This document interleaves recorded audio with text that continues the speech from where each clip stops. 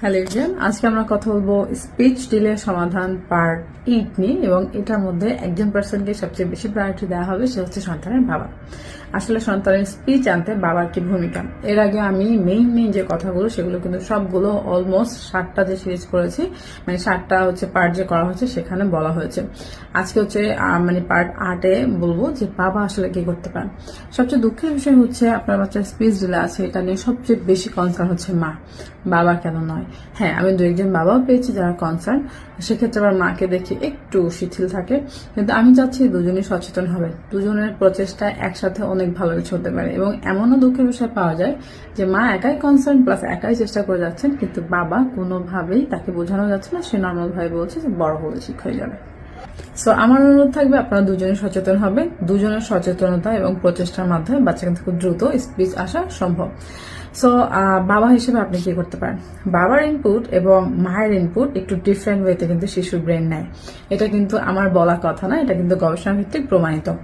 বাবা যেভাবে কথা বলে, বাবা যেভাবে বাচ্চার সাথে খেলে, মায়ের ইনপুটটা কিন্তু রেগুলার কমন পরিচিত থাকে বাচ্চার জন্য।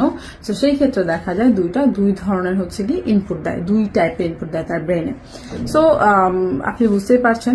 সো বাবার ইনপুটটা অনেক বেশি ইম্পর্টেন্ট এক্ষেত্রে, ব্রেনকে হচ্ছে আরো ট্রিগার করে স্পিচ আনার জন্য বাবার কথাগুলো বা বাবার করা কাজগুলো। সো বাবা আপনি কি করতে পারেন আপনার বাচ্চার স্পিচ আনার জন্য, সেটা আমি আজকে আপনাদের সাথে ছোট করে আলোচনা করব।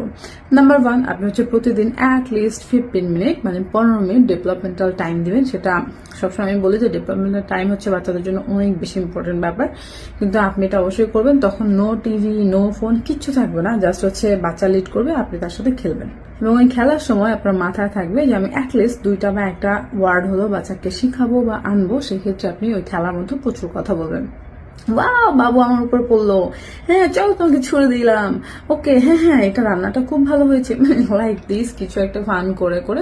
নাম্বার 2, ফাংশনাল টক। আপনি যখন কোনো কিছু কাজ করছেন, বাচ্চার সাথে আছে, সেক্ষেত্রে আপনি যেই কাজগুলো করছেন সেই মানে কাজগুলোকে মানে বিস্তারিত ব্যাখ্যা করতে থাকেন, বারবার সেগুলো নিয়ে বলতে থাকেন যে ও আচ্ছা এখন গাড়িটা চালালাম, হ্যাঁ প্লেটটা ধরো, চলো এই ড্রেসটা এভাবে রাখি, মানে যাই করছেন সেটাকেই জাস্ট হচ্ছে ব্যাখ্যা করতে থাকবেন, কথা বলতে থাকবেন। নাম্বার 3, রাফ প্লে করেন। বাচ্চার সাথে হচ্ছে বাবারাই কিন্তু রাফ প্লে করেন এবং এটা হচ্ছে ওদের জন্য অনেক ভালো হয়, কারণ হচ্ছে যখন রাফ প্লে করা হয় তখন ওদের ব্রেইনের আপনার ডোপামিনের ক্ষরণ এটাও বেশ ভালো থাকে, শেখার হচ্ছে গিয়ে মাত্রাটাও বেশ ভালো থাকে, তখন শেখার জন্য যে একটা আগ্রহ সেটা বেশ ভালো করে তৈরি হয়। সো রাফ প্লে বলতে ছুঁড়ে মারলেন, দৌড়াদৌড়ি খেললেন, খুব লাফাঝাফা করলেন, মানে এগুলো করার সময় হচ্ছে কি আপনারা বললেন উপরে নিচে দৌড়ালাম, হ্যাঁ আমাকে ধরে ফেললো, আমাকে ধরে নিল, মানে এই ধরনের কথাবার্তা অলওয়েজ চলবে। নাম্বার 4,